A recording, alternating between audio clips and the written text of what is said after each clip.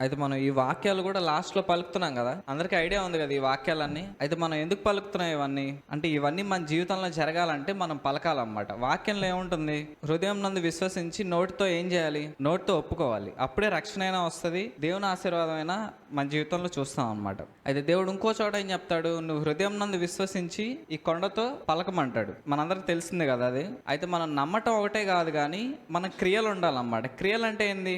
పలకటం కూడా ఒక క్రియే కదా. ఇప్పుడు మనం నమ్ముతున్నాం అంటాం కానీ మన మాటలను బట్టి చెప్పగలరు కదా మనం ఎంత నమ్ముతున్నామో దేవుడిని. ఏసైని నమ్ముతున్నాం అంటే చర్చిలో మనం నమ్ముతున్నాం అంటాం కానీ చర్చ్ నుంచి బయటికి వెళ్ళిన మరుక్షణం మనం ఏం మాట్లాడతాం? మన మైండ్లో ఏదన్నా అది మాట్లాడతాం కానీ వాక్యంలో ఏదుందో అది మాట్లాడడం అనమాట. అందుకని విశ్వాసం ఒకటే ఉంటే సరిపోదు కానీ క్రియలు ఉండాలి. క్రియలు అంటే ఏంటి? కనీసం మాట్లాడటం అన్నా మనం నేర్చుకోవాలి. మనం మాట్లాడితే మనకి విశ్వాసం ఉన్నట్టే అనమాట. అయితే ఆ మాట్లాడటం ఇంపార్టెంటే కాదన్నది ఒకసారి చూసుకుందాం. అయితే మనం శోధనలో పడక ముందు ప్రార్థన చేయాలా, పడిన తర్వాత ప్రార్థన చేయాలా? ఇక్కడ అందరికి కనిపిస్తుంది కదా, ఇది ప్రార్థన చేస్తున్న ఫోటో. అది ఆ శోధన వాక్యంలో ఏముందంటే, మీరు శోధనలో ప్రవేశించకుండా ప్రార్థన చేయండి అని ఉంది. అది ఒకసారి చూద్దాం. అది మత్తయి 26:41. మీరు శోధనలో పడకున్నట్లు మెలకువగా ఉండి ప్రార్థన చేయుడి, ఆత్మ సిద్ధమే గాని శరీరం బలహీనము. ఒకసారి నాతో పలకండి. మీరు శోధనలో ప్రవేశించకుండానట్లు మెలకువగా ఉండి ప్రార్థన చేయుడి. అంటే శోధనలో పడక ముందు చేయాలా, పడిన తర్వాత చేయాలా? పడక ముందు చేయాలి. పడిన తర్వాత ప్రార్థన చేస్తే పని చేయదు అనమాట. పని చేయొచ్చు, చేయకపోవచ్చు, కానీ శోధనలో పడక ముందే మనం ప్రార్థన చేయాలి. మనం ఏం చేస్తామంటే శోధనలో పడక ముందు మనకు ప్రార్థన చేసే అలవాటు ఉండదు చాలా మందికి. పడిన తర్వాత ప్రార్థన చేయడం మొదలు పెడతాం అనమాట. అప్పుడు ఏమైనా ఉపయోగం ఉంటుందా? ఉండదు. అంతే కదా. అందరూ దేవుడి దగ్గరికి ఎప్పుడు వస్తారు? చాలా మంది శోధనలో పడిన తర్వాత వస్తారు. కానీ బైబిల్ ఏం చెప్తుంది? శోధనలో పడక ముందు నుంచే నీకు గనక ప్రార్థన చేసే అలవాటు ఉంటే మంచిదని చెప్తుంది. మరి శోధనలో పడిన తర్వాత ఏం చేయాలి? మనం ఇందాక చూసుకున్నాం కదా. అయితే మనకి ఏదైతే శోధన వచ్చిందో దానికి సంబంధించిన వాక్యాలు తీసుకొని పలకాలన్నమాట. ఇది అందరికి అర్థమవుతుంది కదా. అయితే వాక్యాన్ని పలకటం అనేది బైబిల్లో ఎక్కడుంది అని అంటే, యేసే మనకి నేర్పించాడు కదా. ఉపవాసం ఉన్నప్పుడు సైతాన్తో ఏం చేస్తాడు దేవుడు? యేసే ఏం చేస్తాడు? కొండ మీద సైతాన్ వచ్చినప్పుడు ఏం చేస్తాడు? ప్రార్థన చేస్తాడా, వాక్యం పలుకుతాడా? అంటే శోధన వచ్చినప్పుడు ఏం చేయాలి? శోధన వచ్చినప్పుడు యేసే ప్రార్థన ఏమైనా చేశాడా? లేదు. కానీ చాలాసార్లు బైబిల్లో ఏముంటుంది? యేసే రాత్రి అంతా ప్రార్థనలో గడిపారని ఉంటుంది. అందరికి అర్థమవుతుంది కదా. యేసే చాలాసార్లు ప్రార్థన చేశాడు, అందరికంటే ఎక్కువగా ప్రార్థన చేశాడు. కానీ సైతాన్ వచ్చినప్పుడు ఏం చేశాడు? వాక్యం మాట్లాడాడు అన్నమాట. అయితే ఇక్కడ ఒకటే కాదు, సైతాన్ ఎప్పుడు ఎదురొచ్చినా యేసే ఏం చేశాడు? దాన్ని గద్దిచ్చాడు అన్నమాట. అందరికి తెలుసు కదా ఇది. సైతాన్ ఏం చేశాడు? గద్దిచ్చాడు. చాలాసార్లు యేసు నామంలో, అంటే వాళ్ళ శిష్యులు కూడా యేసు నామంలో గద్దిచ్చినప్పుడు సైతాను వెళ్ళిపోయింది అనమాట. అయితే యేసయ్య కానీ వాళ్ళ శిష్యులు కానీ సైతాన్ ఎదురొచ్చినప్పుడు ఏం చేశారు? ప్రార్థన చేశారా, ఎదిరిచ్చారా? అర్థమవుతుంది కదా. యేసయ్య కానీ వాళ్ళ శిష్యులు కానీ సైతాన్ వచ్చినప్పుడు ప్రార్థన ఎవరన్నా చేశారా? అయ్యా సైతాన్ వచ్చింది, ఎట్లాగైనా తరిమే అని ఎవరన్నా ప్రార్థన చేశారా? ఎప్పుడైనా విన్నారా పోనీ? అంటే మనం ఏం చేయకూడదు? సైతాన్ వచ్చినప్పుడు ప్రార్థన చేయకూడదు కానీ ఎదిరించడం నేర్చుకోవాలి. ఎలా? వాక్యంతో ఫస్ట్ ఎదిరించాలన్నమాట. అయితే అది కూడా ఒకసారి చూసుకుందాం. ఇది కొత్త నిబంధనలో కూడా ఒకసారి పౌలు ఒక చోట రాస్తాడు కదా. ఎఫెస్సి 6 చూద్దాం. ఎఫెస్సి 6 ఇది 10 నుంచి చదువుతున్నాను చూడండి. తొదకు ప్రభు యొక్క మహాశక్తిని బట్టి ఆయన యందు బలవంతులై ఉండుడి, మీరు అపవాది తంత్రములను ఏంటిది? ప్రార్థన చేయటకు ఎదిరించుటకు శక్తిమంతులగినట్లు దేవుడు మీకు సర్వాంగ అంశంను ధరించుకోండి. అయితే ఒక్క సెకండ్ ఈ ఫోటో చూద్దాం. అంటే మనకి సైతాన్ వచ్చినప్పుడు మనం ఎలా రెడీగా ఉండాలో ఈ ఫోటో ప్రకారం చెప్తున్నాడు అన్నమాట. సైతాన్ వచ్చినప్పుడు మీరు వెంటనే ప్రేయర్ చేయకండి, మీరు ముందు నుంచే ప్రేయర్ చేస్తుండాలి. కానీ సైతాన్ వచ్చినప్పుడు హెల్మెట్ ఇవన్నీ మనకు ఐడియా ఉంది కదా. కత్తి తీసుకోవాలి, డాల్ తీసుకోవాలి, ఇవన్నీ తీసుకోవాలి. అయితే కత్తి ఏంటిది, డాల్ ఏంటిది అనేది పౌలు ఒకసారి ఎక్స్ప్లెయిన్ చేస్తున్నాడు. మనం ఇప్పుడు పోరాడినది రక్తమాంసంతో కాదు కానీ అక్కడ ఉంటుంది కదా, ఒకసారి చూద్దాం. మీరు అపవాది తంత్రములను ఎదిరించుటకు శక్తిమంతులగినట్లు దేవుడిచ్చి సర్వాంగ అంశంను ధరించుకోండి. ఎలా అనగా మనం పోరాడినది శరీరాలతో కాదు కానీ ఆ ప్రధానులతోనూ అధికారులతోనూ ప్రస్తుత అంధకార సంబంధులకు లోకనాలతోనూ ఆకాశ మండలం నందున్న దురాత్మల సమూహంతోనూ పోరాడుచున్నాం. అంటే మన ఫైటింగ్ ఎక్కడ జరుగుతుంది? సైతాన్తో జరుగుతుంది కానీ ఈ లోకం సంబంధించింది కాదనమాట. అయితే ఈ లోకానికి సంబంధించింది అయితే మనం నిజంగానే హెల్మెట్ ఇవన్నీ వేసేసుకుంటాం కానీ సైతాను ఎదిరిస్తుంది కాబట్టి మనం ఆత్మీయ సంబంధమైన ఫైటింగ్ చేయాలన్నమాట. అయితే దేంతో చేయాలో చెప్తున్నాడు. ఒకసారి చూద్దాం. ఇక్కడ చూడండి. అందుచేత మీరు ఆపద్దినమందు, అంటే ఎప్పుడు అన్ని సమయాల్లోన శ్రమ వచ్చినప్పుడా? ఏ రోజు అంటున్నాడంటే, ఏ దినమంది అంటున్నాడంటే ఆపద దినమండి. అంటే అపవాది మనల్ని ఎప్పుడైతే శోధిస్తాడో ఆ రోజు ఏం చేయాలి? వారిని ఎదిరించుటకును సమస్తము నెరవేర్చువారై నిలవబడటకు శక్తిమంతులగినట్లు దేవుడి సర్వాంగ కవచం ధరించుకోండి. ఎలా అనగా మీ నడుముకును సత్యము, ఇవన్నీ మనం తర్వాత చూసుకోవచ్చు. ఇక్కడ నుంచి కొంచెం క్లియర్ గా చూద్దాం. మరియు రక్షణను, శిరస్థానమును, దేవుని వాక్యమును, ఆత్మ ఖడ్గం ధరించుకోండి. ఒకసారి క్లియర్ గా నాతో ఒకసారి పలకండి. అంటే మనం ముందు ఫైటింగ్ చేయాలంటే ఫస్ట్ మనకేం ఉండాలి? రక్షణ ఉండాలి. మనం యేసయ్యను నమ్ముకోకుండా సైతాన్ని ఎదిరించగలమా? లేదు. అయితే ఖచ్చితంగా మనం రక్షించబడి ఉండాలా లేదా? మనలో యేసయ్య ఉండకుండా మన సైతాన్ని ఎదిరిస్తే సైతాన్ వింటాడా? సైతాన్ మనం ఎవరో కూడా తెలియదు. కాబట్టి ఈజీగా మనం ఎంత ఎదిరించినా సరే వాడు మనల్ని ఓడిస్తాడన్నమాట. కాబట్టి బాప్తిసం తీసుకోవడం కంపల్సరీగా కాదా? మనం ఈ లోకంలో జయించాలంటే, మనల్ని చూసి సైతాన్ భయపడాలంటే మనం ఖచ్చితంగా బాప్తిసం తీసుకోవాలి. బాప్తిసం తీసుకోకుండా ఎంత ఎదిరించినా సైతాన్ భయపడతాడా? భయపడ్డు. అయితే ఫస్ట్ ఏం చేయాలని చెప్తున్నాడు? మరియు రక్షణను, శిరస్త్రానం ధరించుకోండి. యుద్ధంలో ఎవరన్నా హెల్మెట్ లేకుండా వెళ్తారా? ఇక్కడ కనిపిస్తుంది కదా, హెల్మెట్ లేకుండా వెళ్తే ఏమైంది? కొన్ని రోడ్డు మీద ఎవరన్నా హెల్మెట్ లేకుండా వెళ్తే ఏమైంది? చనిపోయే ప్రమాదం ఉంది. అంటే హెల్మెట్ అంత ఇంపార్టెంట్. అందుకనే రక్షణ అనేది దేంతో పోలుస్తున్నాడు? హెల్మెట్ తో పోలుస్తున్నాడు అన్నమాట. నీకు రక్షణ లేకపోతే సైతాన్ నిన్ను ఈజీగా జయించేస్తాడు. కాబట్టి బాప్తిసం తీసుకోవడం కంపల్సరీ అని చెప్తున్నాడు. అయితే దాని కింద నెక్స్ట్ టైం చూద్దాం. అయితే యుద్ధం చేయాలంటే కత్తి ఇంపార్టెంటే కదా. మెయిన్ ఏంటిది? కత్తే అనమాట. అయితే కత్తిని దేంతో పోలుస్తున్నాడు చూద్దాం. దేవుని వాక్యమును, ఆత్మ ఖడ్గం ధరించుకోండి. అంటే ఇక్కడ వాక్యం అనేది ఏమని చెప్తున్నాడు? ఖడ్గం అని చెప్తున్నాడు. ఇది ఒకసారి పలకండి. దేవుని వాక్యమును, ఆత్మ ఖడ్గమును ధరించుకోండి. అంటే ఇక్కడ కత్తి ఏంటిది? వాక్యం అనమాట. వాక్యమును, ఆత్మ ఖడ్గం ధరించుకోండి. అంటే సైతాన్తో ఫైట్ చేయాలంటే మెయిన్గా ఏముండాలి? ఫస్ట్ బాప్తిసం తీసుకొని ఉండాలి. నెక్స్ట్ ఏం చేయాలి? మనకు వాక్యం తెలిసి ఉండాలి. కొద్దిగా గొప్ప వాక్యం మాట్లాడుతుంటే ఖచ్చితంగా సైతాన్ పారిపోతాడని చెప్తున్నాడు. అయితే ఆపద్దిన ముందు అంటే సైతాన్ వచ్చినప్పుడు అది చేయాలి. సైతాన్ రానప్పుడు మిగతా టైంలో ఏం చేయాలి? మనం ప్రార్థన చేయాలి. అది కూడా చెప్తున్నాడు. ఒకసారి చూద్దాం. ఇక్కడ చూడండి 18వ వచనంలో చూడండి. ఆత్మ వలన ప్రతి సమయం నందు, ఒకసారి నాతో పలకండి. ఆత్మ వలన ప్రతి సమయం నందు ప్రతి విధమైన ప్రార్థనను, విజ్ఞాపనను చేయొచ్చు. ఆ విషయమై సమస్త పరిశుద్ధుల నిమిత్తమును పూర్ణమైన పట్టుదలతో విజ్ఞాపన చేయొచ్చు, మెలకువగా ఉండండి. అంటే ఇక్కడ ప్రతి సమయం నందు ఏం చేయమంటున్నాడు? ప్రతి విధమైన ప్రార్థన, విజ్ఞాపన చేయండి అంటున్నాడు. ఇది అర్థమవుతుంది కదా అందరికీ? అంటే ప్రతి సమయం నందు ఏం చేయాలి? ప్రార్థన చేయాలి. ఆపద్దినమన్నా అంటే సైతాన్ వచ్చినప్పుడు ఏం చేయాలి? ఇవన్నీ వేసుకొని ఫైట్ చేయండి అంటున్నాడు అన్నమాట. అయితే పౌలే కాదు కానీ యేసయ్య ఎవరు చెప్పినా సరే సైతాన్ వచ్చినప్పుడు ఏం చేయాలి? ప్రేయర్ చేయాలా? ఎదిరించాలా? ఇక్కడ చూడండి. అన్ని టైంలో మనం ఏం చేయాలి? ఎల్లప్పుడూ ప్రార్థన చేయొచ్చు, మెలకువగా ఉండండి అంటూ. ఎదిరించేది ఎప్పుడు ఎదిరించాలి? సైతాన్ వచ్చినప్పుడు మనం ఎదిరించడం నేర్చుకోవాలి. అయితే మనం ఇప్పుడు దాకా ఏం నేర్చుకున్నాం అంటే ఎప్పుడు ప్రార్థన చేస్తుంటాం, కానీ సైతాన్ వచ్చినా కానీ ఏం చేస్తుంటాం? ప్రార్థనే చేస్తున్నాం అనమాట. అనారోగ్యం వస్తే ఏం చేయాలి? ఏసయ్య ఎలాగైనా తీసేయా, నీ చిత్తమైతే తీసేయ అంటే పోయిద్దా? అది పోయిద్దా? పోదు. ఎందుకు? అనారోగ్యం దేని వల్ల వస్తుంది? సైతాన్ వల్ల వస్తుందా? దేవుడి నుంచి వస్తుందా? సైతాన్ నుంచి వస్తుంది. కాబట్టి సైతాన్ని ఎదిరించాలా? ప్రేయర్ చేయాలా? చాలా మంది ఏం చేస్తుంటారంటే అనారోగ్యం వచ్చినా లేదన్నా ఏ సమస్య వచ్చినా వెంటనే ప్రార్థన చేస్తూ ఉంటాం. కొన్నిసార్లు పోతాయి, కొన్నిసార్లు పోవు అనమాట. అయితే సమస్యలు వచ్చినప్పుడు ఏం చేయాలి? మనం ఎదిరియటం నేర్చుకోవాలి. అయితే యేసయ్య కూడా సైతాన్ వచ్చినప్పుడు ఎదిరిట నేర్చుకున్నాడు కాబట్టి సైతాన్ పారిపోయాడు అన్నమాట. అలాగే మనం సమస్యలు వచ్చినప్పుడు ప్రార్థన చేస్తే పని చేయొచ్చు, చేయకపోవచ్చు, కానీ వాక్యంతో ఎదిరించినప్పుడు ఖచ్చితంగా పోతుంది అనమాట. అందుకనే మనం వాక్యంతో ఎదిరించాలి. కాబట్టి మనం రోజు ఈ వాక్యాలు చూసుకుంటున్నాం. అంటే ప్రతి సమస్య అంటే మనకు తెలిసిన కామన్ సమస్యలకి మనం వాక్యాలు పెట్టుకున్నాం అనమాట. అయితే ఇంకా కొన్ని వాక్యాలు ఉంటాయి, అవి చూసుకొని మనం దాని ప్రకారం పలికినా మనకి సమస్యలు అనేవి పోతాయి అనమాట. అయితే అనారోగ్యం సైతాన్ వల్ల వస్తుందని వాక్యం ఏదైనా ఉందా? అయితే ఒక వాక్యం ఉందో, అదొకసారి చూద్దాం. అంటే ఎందుకంటే చాలామందికి ఏంటంటే అనారోగ్యం వచ్చినప్పుడు దాన్ని ఎదిరించాలని తెలియదు అనమాట. ప్రార్థన చేస్తూ ఉంటారు, అది ఎప్పటికీ పోదు. అయితే ప్రతి అనారోగ్యానికి కాదు కానీ ప్రతి సమస్యకి కారణం ఎవరు? సైతాన్ అనమాట. కాబట్టి మనం సైతానాన్ని గ్రహించినప్పుడు అయిపోతాయి. అదే ఒకసారి చూద్దాం. లూకా 13:11 చూద్దాం.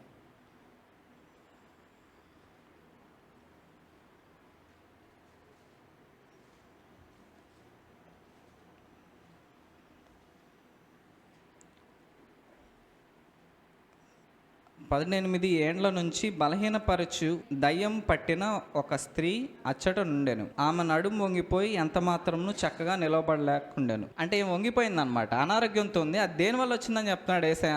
అది మళ్ళీ ఒకసారి చదువుతాం చూడండి. బలహీనపరచు దయ్యము పట్టిన స్త్రీ అచ్చట ఉండేను. అంటే బలహీనపరుస్తుంది ఎవరు ఇక్కడ? దయ్యం అన్నమాట. అంటే చాలాసార్లు దయ్యం అనేది మనకు కనిపించదు. మనం ఏమనుకుంటామంటే దేవుడే పంపించాడేమో మనకి ఏదైనా నేర్పించడానికి అనుకుంటారు. అయితే ఒకవేళ దేవుడు గనక అనారోగ్యం పంపిస్తే మనం మందులు వాడచ్చా దేవునికి వ్యతిరేకంగా? ఇది అందరికి అర్థమవుతుంది కదా. ఒకవేళ దేవుడు అనారోగ్యం పంపిస్తే మనం దేవుడికి వ్యతిరేకంగా మందులు వాడచ్చా? మామూలుగా దేవుడు పంపిస్తే వాడకూడదు కదా. కానీ అందరూ ఏం చేస్తుంటారు? మందులు వాడుతుంటారు, దేవుడు పంపించాడు అంటుంటారు. అది కరెక్టేనా? అది నిజంగా దేవుడు పంపిస్తే మనం మందులు వాడితే ఏమైంది? వ్యతిరేకంగా దేవుడికి వ్యతిరేకంగా ఫైట్ చేసినట్టే కదా. అది అర్థమవుతుంది కదా అందరికీ. నిజంగా దేవుడు పంపిస్తే ఏం చేయాలి? ఏదన్నా నేర్పిస్తున్నాడు అనుకుంటే మనం ఏం చేయాలి? మందులు వాడకూడదు, దేవునికి వ్యతిరేకంగా చేయకూడదు అనమాట. కానీ దేవుడు పంపించింది కాదు కాబట్టి మనం దాన్ని ఏం చేయాలి? దానికి వ్యతిరేకంగా ఎదిరించాలన్నమాట. అయితే అనారోగ్యం దేవుడి నుంచి రాదు, కానీ మనం వాక్యాన్ని పలికినప్పుడు అది పారిపోద్ది అనమాట. అయితే అనారోగ్యం ద్వితీయోపదేశ కాండంలో ఏముంది? శాపం వల్ల మీకు అనారోగ్యం వస్తుందని క్లియర్గా ఉంటుంది అనమాట. అయితే అప్పుడు అనారోగ్యం వచ్చినప్పుడు మనం ఏం చేయాలి? ఏం పలకాలి? ఆ వాక్యం పలకాలి. అయితే ఏం పలకాలంటే క్లియర్గా ఆయన పొందిన గాయం చేత స్వస్థనొందినాం అని పలకాలన్నమాట. అది ఇప్పుడు అర్థమవుతుంది కదా. ఈ వాక్యాలన్నీ మనం ఎందుకు పలుకుతున్నాం? గుర్తుండడానికి పలకట్లేదు, కానీ సైతాన్ని ఎదిరించడానికి మనం పలుకుతుంటాం అనమాట. మనం రోజు ప్రతి ఆదివారం మనం ఎందుకు చూసుకున్నాం అంటే సైతాన్ని మనం వాక్యం ద్వారా ఎదిరించాలి కాబట్టి ఎదిరించే వాక్యాలు ఏవైతే ఉన్నాయో అది మనం ప్రతి ఆదివారం చూసుకుంటున్నాం. అయితే ఇది ఒకసారి నాతో పలకండి. బలహీనుడు నేను, బలవంతుడని పలకవలను. ఆయన పొందిన గాయం చేత నేను స్వస్థత నొంది ఉన్నాను. యెహోవా నిన్ను తలగా నియమించును గాని తోకగా నియమింపడు. నీ పైవాడుగా ఉందువు గాని కిందివాడుగా ఉండవు. నీవు అనేక జనములకు అప్పిచ్చేదో గాని అప్పు చేయవు. కాగా దేవుడు తన ఐశ్వర్యం చొప్పున క్రీస్తు యేసు మహిమలో మీ ప్రతి అవసరం తీర్చును. మీలో ఉన్నవాడు లోకంలో ఉన్న అనగనికి గొప్పవాడు గనక మీరు వాడిని జయించున్నారు. కాబట్టి దేవునికి లోబడి ఉండి అపవాదిని ఏం చేయాలి? అపవాదిని ఎదిరించుడి, అప్పుడు వాడు మీ వద్ద నుంచి పారిపోను. అపవాదిని ఎదిరించాలంటే ముందు మనలో ఎవరు ఉండాలి? కాబట్టి ఖచ్చితంగా బాప్తిసం తీసుకోవాలి. ఒకవేళ ఎవరన్నా తీసుకోని వాళ్ళు ఉన్నా మనం బాప్తిసం తీసుకోవడానికి ట్రై చేద్దాం. దేవుడు మనల్ని ఖచ్చితంగా దీవిస్తాడు. సంతోషంగా ఉన్న వాళ్ళు హల్లెలూయా చెప్పండి. నిజంగా ఆదివారం అంటేనే ఒక పండుగ. క్రిస్మసే కాదు, ఈస్టరే కాదు, ఆదివారం అంటే ఇది ఒక పండుగ. ఎందుకంటే దేవుడు మనకిచ్చినటువంటి గొప్ప ధన్యత. కాబట్టి ఇది రోజు 6 రోజులు మనం ఎలా ఉన్నా కానీ ఈరోజు మాత్రం ఆదివారం అంటే ఒక పండుగ లాంటి దినం. దీన్ని మనం జ్ఞాపకం చేసుకోవాలి. ఈ పండుగ అంటేనే అందరూ కూడా హ్యాపీగా మంచిగా ఆనందంగా ఉంటారు. కాబట్టి ఆదివారం అనగానే మనం కూడా చాలా సంతోషంగా ఉండాలి. ఈరోజు ప్రభు దినమని, దేవుడు కూడా మనం చూస్తూ ఉంటాడని, ఈ ప్రభు దినానికి ఆశీర్వించబడినటువంటి దినము, తర్వాత విశ్రాంతి దినము, పరిశుద్ధ దినము, ఆరాధన, కోటాను కోట్ల మంది పరిశుద్ధులు దేవుని స్తుతించి మహిమపరిచే దినం. కాబట్టి ఆదివారం అంటే అంత పవిత్రమైనటువంటిది. మీకు తెలుసో తెలుదా, ముస్లిమ్స్ ఫ్రైడే అంటే ఎంత పవిత్రంగా వాళ్ళు భావిస్తారు. అదే మనకి దేవుడు ఈ యొక్క ఆదివారం పునరుద్ధాన దినం ఇది ఇచ్చినటువంటి ఈ దినాన్ని బట్టి కూడా మనం ఎంతగానో సంతోషించాలి, దేవుని మహిమపరచాలి. అంటే ఎవరు కూడా అజాగ్రత్తగా అశ్రద్ధగా ఉండకోకుండా టైంకి ఇంకా ముందుగానే రావడానికి ప్రయత్నించి, దేవా మీ సన్నిధిలో మేము గడిపితే మాకు ఎంత ఆశీర్వాదం, మీ సన్నిధిలో కూర్చుంటేనే ఎంత దీవెన అని మనం ఆశతోటి దేవుని సన్నిధికి రావాలి. ప్రార్థన చేసుకుందాం. ప్రేమగల తండ్రి, జీవముగల మా రక్షక, స్తోత్రం స్తోత్రం స్తుతులు నాయన. మీ శ్రేష్టమైన పునరుద్ధాన దినములో మీ సన్నిధిలో చేరి మేము స్తుతించి మహింపరిచే భాగ్యాన్ని మాకు అనుగ్రహించినందుకు స్తోత్రములు. ఇంతవరకు నాయన మీరు తోడుగా ఉన్న దేవా, సమయంలో వాక్యోపదేశంలో మీరు తోడుగా ఉండండి. మీ మాటలు కావాలని ఆశతో మేము చూస్తుండగా మీరే మా అందరితో మాట్లాడి మమ్మల్ని ఆశీర్వించమని, బలపరచమని, ఇంకా రావాల్సిన వారంటూ నడిపించమని యేసు నామములో ప్రార్థించి స్తుతించి అడిగి వేడుకుంటున్నాము తండ్రి. ఆమేన్. అపోస్తల కార్యములు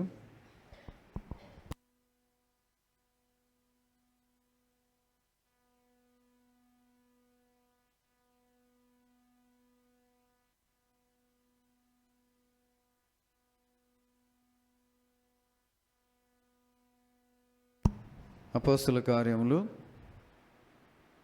యాక్ట్స్ తెలుసు కదా, అపోస్తుల కార్యములు 18వ అధ్యాయము 1వ వచనం నుంచి మనం చూస్తే ఇక్కడ కొన్ని విషయాలు మనకి తెలియజేయబడతాయి. అటు తర్వాత పౌలు ఏథెన్స్ నుండి బయలుదేరి కొరింథునకు వచ్చి పొంతు వంశీయుడైన అకుల అను ఒక యూదుని అతని భార్య అయిన ప్రిస్కిల్లను కనుగొని వారి వద్దకు వెళ్ళెను. యూదులందరూ రోమా విడిచి వెళ్ళిపోవాలని క్లౌదియ చక్రవర్తి ఆజ్ఞాపించినందున వారు ఇటలీ నుండి క్రొత్తగా వచ్చిన వారు, వృత్తికి డేరాలు కుట్టువారు. పౌలు అదే వృత్తి గలవాడు గనుక వారితో కాపురం ఉండెను. వారు కలిసి పని చేయుచుండరు. అతడు ప్రతి విశ్రాంతి దినమున సమాజ మందిరం తర్కించుచు యూదులను గ్రీసు దేశస్తులను ఒప్పించు ఉండెను. కాబట్టి ఇక్కడ చూస్తే మనకు అర్థమవుతుంది, అకుల ప్రిస్కిల్లా. అకుల అంటే మగ అయినా ఆడామా? Very good. ప్రిస్కిల్లా అంటే ఆ అమ్మాయి పేరు, అబ్బాయి పేరు అకుల. అకుల అనేడు అంటే చాలామంది కన్ఫ్యూషన్ అనమాట. ఆ పేర్లు మనకి ఎక్కువగా తెలియదు కాబట్టి అకుల ప్రిస్కిల్లా అంటే అకుల అబ్బాయి, ప్రిస్కిల్లా అమ్మాయి. వీళ్ళిద్దరు కూడా చాలా శ్రేష్టమైనటువంటి ఆలోచనలు కలిగిన వారుగా ఉన్నారు. ఇద్దరిది ఒకే ఆలోచన, ఒకే పని, ఒకే మార్గము. ఈనాడు భార్యాభర్తలను చూస్తే, లేకపోతే పేరెంట్స్ తల్లిదండ్రులు చూస్తే ఒకరొకటంటే ఇంకొకరు ఒకటంటే, ఇలాంటి పరిస్థితుల్లో ఉన్నటువంటి ఈ దినాల్లో వీరిద్దరిని చూస్తుంటే చాలా మంచి ఒక మాదిరిగా మనకి అర్థమవుతుంది. వారిద్దరు కూడా భార్యాభర్తలుగా ఉన్న వారిద్దరూ ఒకే పని చేస్తూ ఉన్నారు, డేరాలు కొడుతూ ఉన్నారు. తర్వాత ఒకే ఆలోచన కలిగి ఉన్నారు, ఒకే మార్గంలో వెళ్తూ ఉన్నారు. ఇద్దరు దేవుని నమ్ముకున్నారు. ఇద్దరు ఒక మంచి దైవజనుడైనటువంటి అపోస్తులైన పౌలుతో సహవాసం చేస్తూ ఉన్నారు. ఇది చాలా ప్రాముఖ్యమైనది. వారు వేరే స్థలాల నుంచి వచ్చినటువంటి వారైనా, యూదులందరూ రోమా విడిచి వెళ్ళిపోవాలని క్లౌదియ చక్రవర్తి ఆజ్ఞాపించిన వారు ఇటలీ నుండి క్రొత్తగా వచ్చిన వారు. అంటే వారు వేరే ప్రాంతం వారు, వేరే ప్రాంతం నుంచి వచ్చినటువంటి వారు. వీరికి వాళ్ళకి ఏమి అనిపిస్తుందంటే ఒక మంచి ఫెలోషిప్ మాకు కావాలి, మంచి సహవాసం కావాలి కదా. ఎక్కడికైనా వెళ్ళాలంటే మనం ఫస్ట్ ఒక మంచి వ్యక్తుల్ని మనం కోరుకోవాలి. నేను కూడా ఇక్కడ ఒంగోలుకి వచ్చినటువంటి కొత్తలో మా ఊర్లో చెప్పారు, మా చర్చి వాళ్ళు చెప్పారు, ఒంగోలు క్లవ్పేట దగ్గర యశ్కోల్ మందిరం ఉంటుంది. ఆ మందిరంలో ఒక సేవకుడు ఉంటాడు. ఆ సేవకుడి పేరు, ఆ సేవకుడి ఫోన్ నంబరు, ఆ చర్చి అడ్రస్ అన్నీ ఇచ్చి అక్కడికే వెళ్ళాలి నువ్వు అని చెప్పి పంపించావు. చూడండి, ఎందుకంటే అదొక మంచి సహవాసంలో ఉండాలి. నువ్వు ఎక్కడంటే అక్కడ పోయి నువ్వు సరిగా ఎలా ఉంటావు ఏమో, అందుకని మన సహవాసం అది. కాబట్టి మన సహవాసము ఆ చర్చి అడ్రస్సు, ఆ సేవకులు అని చెప్పి పంపించారు. కాబట్టి నేను కూడా అక్కడే ఆ చర్చి దగ్గర ఇల్లు తీసుకుని అక్కడే ఉండి అక్కడికే వెళ్ళేవాడిని. కాబట్టి ఇది మన యొక్క సహవాసం కూడా చాలా ప్రాముఖ్యమైనది. మనము అందుకని నువ్వు నీ స్నేహితుడు ఎవరో చెప్పు, నువ్వు ఎలాంటి వాడో చెప్తాను అంటారు. అందుకని మన యొక్క ఫ్రెండ్షిప్ అనేటువంటిది చాలా ఇంపార్టెంట్. వారిద్దరూ భార్యాభర్తలు ఇద్దరు వచ్చినటువంటి వారు అపోస్తులైనటువంటి పౌలుతో వారు సహవాసంలో ఉన్నారు. పౌలు అంటే మామూలు మనిషి కాదు. పౌలు అంటే యేసుప్రభు తర్వాత అంతటి వాడు, యేసుప్రభు అంతటి గొప్ప వ్యక్తి. ఆ వ్యక్తితో వీళ్ళు సహవాసం కలిగి జీవించడానికి ఇష్టపడ్డారు. ఇది చాలా గొప్ప విషయం, చాలా గొప్ప విషయం. కాబట్టి ఈ సమయంలో మనం కూడా జ్ఞాపకం చేసుకోవాలి, వీరిద్దరూ మంచి ఆలోచనలు కలిగినటువంటి వారుగా ఒకే మాట, ఒకే మార్గము, ఒకే జీవితము కలిగి జీవిస్తూ ఉన్నారు. కాబట్టి ఈ యొక్క సమయంలో మనం కూడా జ్ఞాపకం చేసుకోవాలి, ఈ దేవుని బిడ్డలమైనటువంటి మన కుటుంబాలు చూస్తుంటే భర్త ఒకటి, భార్య ఒకటి, పిల్లలు ఒకటి కదా, ఎన్నో రకాలైనటువంటి ఆలోచనలతో అబ్బా నేను నా మాట నువ్వు వినవు, నా పని నువ్వు చేయవు అని ఇలాగ అనుకుంటూ ఉంటాం మనం. కానీ ఇద్దరు ఒకే మార్గంలో వెళ్ళటం, ఒకే పని చేయడం చాలా ఇంపార్టెంట్. తర్వాత డేరాలు కుట్టడం అంటే డేరాలు కుట్టడం తెలుసు కదా. డేరాలు అంటే ఏంటంటే టెంపరీ లైఫ్ అన్నమాట. పెద్ద బిల్డింగ్లు కట్టేటువంటి మేస్త్రులు కాదు వారు, డేరాలు కుట్టుకునేవాళ్ళు. డేరాలు ఏం చూపిస్తుందంటే ఈ లోకము, ఈ జీవితము శాశ్వతమైనది కాదు కదా. ఈ లోకము జీవితము శాశ్వతమైనది కాదు. మనం ఈ లోకంలో ఈ డేరాలు ఎలా ఉన్నాయో అలాగా మన జీవితం కూడా ఉంది. అంటే టెంపరీ లైఫ్స్ అన్నమాట. టెంపరీ లైఫ్ అనేటువంటి ఇద్దరు తెలుసుకుంటున్నారు. భార్య తెలుసుకుంటుంది, భర్త తెలుసుకుంటున్నాడు, పౌలుతో సహవాసం చేస్తూ ఉన్నారు. ఇవన్నీ కూడా వారు ఇంకా ఏంటంటే వారి జీవితంలో వారు దేవుని యొక్క పని చేస్తూ ఉన్నారు. దేవుని యొక్క పని చేస్తున్నారు, వృత్తి ఆ పని చేసుకుంటూ ఉన్నారు, ప్లస్ దేవుని పని కూడా చేస్తున్నారు. చూడండి, ఇక్కడ మనం చూస్తే వాళ్ళు ఎంతోమందికి దేవుని యొక్క సువార్తను ప్రకటిస్తూ ఉన్నారు. 24వ వచనంలో చూస్తే 24వ వచనం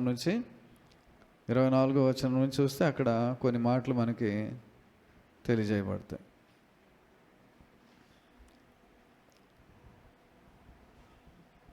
అలెగ్జాంద్రియా వాడైన అపోల్లో అని ఒక యూదుడు ఎఫెసుకు వచ్చెను.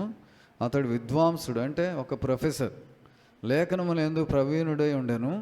అతడు ప్రభు మార్గం విషయమై ఉపదేశం పొంది తన ఆత్మయందు తీవ్రపడి యోహాను బాప్తిస్మ మాత్రమే తెలుసుకున్న వాడైనను యేసును గూర్చిన సంగతులు వివరంగా చెప్పి బోధించుచు సమాజ మందిరం ధైర్యంగా మాట్లాడన ఆరంభించను. ప్రిస్కిల్లా అకులయు విని అతను చేర్చుకొని దేవుని మార్గం మరి పూర్తిగా అతనికి విశదపరిచిరి. చూడండి, ఇంకా క్లియర్గా వారికి బోధించారు. ఎవరైనా, ఆయన ఒక ప్రొఫెసర్, ఆయనకు అన్నీ తెలిసినవాడు, కానీ ఒక మార్గంలో, తప్పు మార్గంలో వెళ్తున్నటువంటి అతన్ని ఒక మంచి మార్గం నడిపించడానికి అకుల, ప్రిస్కిల్లా ఇద్దరు చేర్చుకొని దేవుని మార్గం మరి పూర్తిగా అతనికి విశదపరిచి. ఈనాడు ఎంతోమందికి కొద్దిగా తెలుసు, అందుకనే ఎన్నో విషయాల్లో వారు మార్గాలు వేరైపోతూ ఉంటాయి. ఈ యొక్క వ్యక్తికి వారు అంత క్లియర్గా బోధించారు, క్లియర్గా చెప్పారు. దేవుని మార్గం అంటే, దేవుని పని అంటే ఇది అని, ఇలా ఉండాలి, ఇలా చేయాలి, అప్పుడే మనకు ఆశీర్వాదం ఉంటుంది అని వారిద్దరు, భార్యాభర్తలు ఇద్దరు కలిసి దేవుని యొక్క సువార్త పని కూడా చేస్తున్నారు. ఎంత దేవునికి సంతోషం కదా. ఈనాడు ఒక స్కూల్కి వెళ్తున్నారంటే, కాలేజీకి వెళ్తున్నారంటే మనకి టైం లేదంటాం. ఒకవేళ ఉద్యోగం వచ్చిందంటే ఇంకా టైం లేదంటాం. పెళ్ళి అయిందంటే ఇంకా టైం లేదంటాం. కానీ వీళ్ళిద్దరూ ఒక వివాహ బంధంలో ఉండి, ఒక పని చేసుకుంటూ ఉండి, మళ్ళీ దేవుని యొక్క పని చేస్తూ ఒక గొప్ప సేవకుడితోటి ఆ యొక్క సహవాసం కలిగినటువంటి వారుగా ఉన్నారంటే నిజంగా వాళ్ళని దేవుడు ఎంత ఆశీర్వదించాడు. ఇంకా వాళ్ళ ఇల్లు ఏమైపోయిందంటే ఒక మందిరంగా మార్చబడింది. వారి ఇంటిలో ఉన్నటువంటి సంఘము అని రాయబడింది. ఇంకా కొన్ని పుస్తకాల్లోనికి వెళ్తే వారి ఇంటిలో సంఘాన్ని కూడా ఏర్పాటు చేసుకున్నారు. అంటే ఈ లోకంలో మాకు పిల్లలు కావాలి, మా పిల్లలు అనేటువంటి దానికన్నా దేవుని సువార్తను బోధించి దేవుని వాక్యం ద్వారా కన్నటువంటి పిల్లలు వారి యొక్క పెద్ద సంఘముగా ఏర్పడింది. ఎంత సంతోషమో కదా. మనం ఒకరి ఇద్దరు పిల్లల్ని మనకుంటేనే వాళ్ళ ద్వారా మనం ఎంత కష్టపడుతూ ఉంటాం. మా మాట వింటలేదంటూ ఉంటాం. మరి మంచిగా వాళ్ళని చదివించలేకపోయామంటారు, మంచిగా ఉద్యోగాలు రాలేదంటాం, మంచిగా ఇంకా వివాహాలు కాలేదు, ఎన్నెన్నో మనం అన్నీ కూడా ఆలోచిస్తూ ఉంటాం. ఈ యొక్క అకుల, ప్రిస్కిల్లా వాళ్ళ యొక్క సహవాసము ఎలాంటిదంటే వాళ్ళు ఉన్నతమైనటువంటి స్థితికి తీసుకొని వెళ్ళి ఒక పెద్ద సంఘముగా ఏర్పడి, తర్వాత వాళ్ళు ఎలా ఉన్నారంటే, వాళ్ళు ఒకవేళ పౌలు ఏదైనా అడిగితే, ఏదైనా చేయమంటే వాళ్ళు మా ప్రాణములైనా మేము ఇవ్వడానికి సిద్ధంగా ఉన్నాము అనేటువంటి త్యాగం వాళ్ళలో ఉంది. అంటే సాక్రిఫైస్ అంటే ఎంతగా ప్రేమిస్తున్నారో చూడండి, ఎంతగా ప్రేమిస్తున్నారో అర్థమవుతుంది. కాబట్టి ఈ హోల్ ఫ్యామిలీ కదా, అర్థమయ్యేది ఏంటంటే ఇద్దరు ఒకే ఆలోచన, ఒకే పని, ఒకే సహవాసము, తర్వాత మళ్ళీ దేవుని పనిలో కూడా ఇద్దరు కలిసి చేయడము. ఈరోజు ఎవరైనా మందిరానికి వస్తానండి, నేను రానండి, మా ఆవిడ వస్తుంది మందిరానికి అంటారు చాలామంది. ఏమిటి మీరు ప్రార్థనకి వెళ్తారంటే, నేను కాదండి. ఒక ఆయన అట్లా అనేవాడు, మార్కెట్కి వెళ్తే ఏంటండి మీరు ప్రార్థనకి వెళ్తారంటే, లేదండి మా ఆడవాళ్ళు వెళ్తారు అనేవాడు. వాళ్ళు మంచి బిలీవర్స్ వాళ్ళు. తర్వాత ఇప్పుడు అతనే ఒక పెద్ద బిలీవర్ అయిపోయాడు. ఆయన కమ్యూనిజం ఆలోచనలు ఉన్నటువంటి వ్యక్తి. ఈరోజు ఆయనే ఈ ఆడవాళ్ళకన్నా ఆయన ఎక్కువగా ప్రార్థనా పరుడైపోయాడు. దేవుని పని చేయడానికి ఆయన దేవుడు ఎన్నుకున్నటువంటి వ్యక్తిగా మార్చబడ్డాడు. కాబట్టి ఇలాగ దేవుడు ఒక ఉన్నతమైనటువంటి ప్రణాళికలు కలిగి ఉంటాడు. ఈ యొక్క ఆలోచనలు, దేవుని పని, సహవాసము, ఇవన్నీ కూడా మనం చెక్ చేసుకోవాలి. మనం ఎందుకు ఆశీర్వించబడలేకపోయాము అంటే మన ఫెలోషిప్ ఎలా ఉందో చూసుకోవాలి. దేవునితో ఈరోజు ఇక్కడ మందిరానికి వచ్చామంటే దేవుడితో గడపడానికి వచ్చాము కదా. నీతో గడిపే ప్రతి క్షణము అనే పాట మనం ఎంత అమూల్యమైనటువంటిది. ఇక్కడికి వచ్చి కూర్చున్నామంటే ఎవరి కోసం వచ్చామంటే దేవుడి కోసం కదా. దేవునితో గడపటానికి, దేవునితో మనం మాట్లాడడానికి, దేవుడు మనల్ని బ్లెస్ చేయాలా అనేటువంటి ఆశతోటి మనం వస్తాం. కాబట్టి ఇవన్నీ సో మెనీ బ్లెస్సింగ్స్ కదా, అన్నీ దేవుడు ఇలా రెడీగా పెట్టుంటాడు దేవుని సన్నిధిలో. కాబట్టి అకులా ప్రిస్కిల్ల వాళ్ళు కూడా అంతే. వాళ్ళు కూడా ఎందుకు మీరు ఈ యొక్క అపొస్తలులైన పౌలుతో సహవాసము అంటే, ఆయన ఎంత గొప్ప దైవజనుడు అండి, ఆయనతో మేము సహవాసం చేస్తే మా జీవితాల్లో ఎంత ఆశీర్వాదం ఉంటుందో కదా, ఎంత ఆనందం ఉంటుందో. వారు చేసే పనుల్లో, వారి ఆ యొక్క సహవాసంలో అన్నింటిలో కూడా ఆ బ్లెస్సింగ్స్ అనేవి చూస్తూ ఉన్నారు. కాబట్టి మనం కూడా ఈ యొక్క అకులా ప్రిస్కిల్లా లాగా మన ఫ్యామిలీ అంటే వైఫ్ అండ్ హస్బెండే కాదు, పేరెంట్స్, చిల్డ్రన్ కదా, బ్రదర్ అండ్ సిస్టరు, లేకపోతే వైఫ్ అండ్ హస్బెండ్, ఇలాగ మనం ఏ అసోసియేషన్ ఉన్నా కూడా మనం ఎలా ఉంటున్నాము అనేటువంటి చాలా ఇంపార్టెంట్. మనం బిహేవ్ చేస్తున్నాము అనేటువంటిది. వాళ్ళిద్దరు కూడా ఒకే మాట, ఒకే బాట, ఒకే పని, ఇవన్నీ కూడా అంతే. సువార్త పని చేయడానికి కూడా ఆటంకం లేకుండా ఇద్దరు దేవుని సువార్తను ప్రకటించడము, ఒక సంఘాన్ని ఏర్పాటు చేసుకోవడము, తర్వాత వాళ్ళిద్దరు కూడా ఎంత శ్రేష్టమైనటువంటి ఆశీర్వాదాలు కలిగిన వారుగా మార్చబడ్డారు. రోమాపత్రిక 16వ అధ్యాయంలో చూస్తే, రోమాపత్రిక 16వ అధ్యాయంలో వారి ఇంట్లో ఒక సంఘము ఏర్పడిపోయింది. రోమాపత్రిక 16వ అధ్యాయము, క్రీస్తు యేసునందు 3వ వచనం. నా జత పని వారైన ప్రిస్కిల్లకును అకులకు నా వందనములు చెప్పుడి, వారు నా ప్రాణము కొరకు తమ ప్రాణములను ఇచ్చుటకైనను తెగించిరి.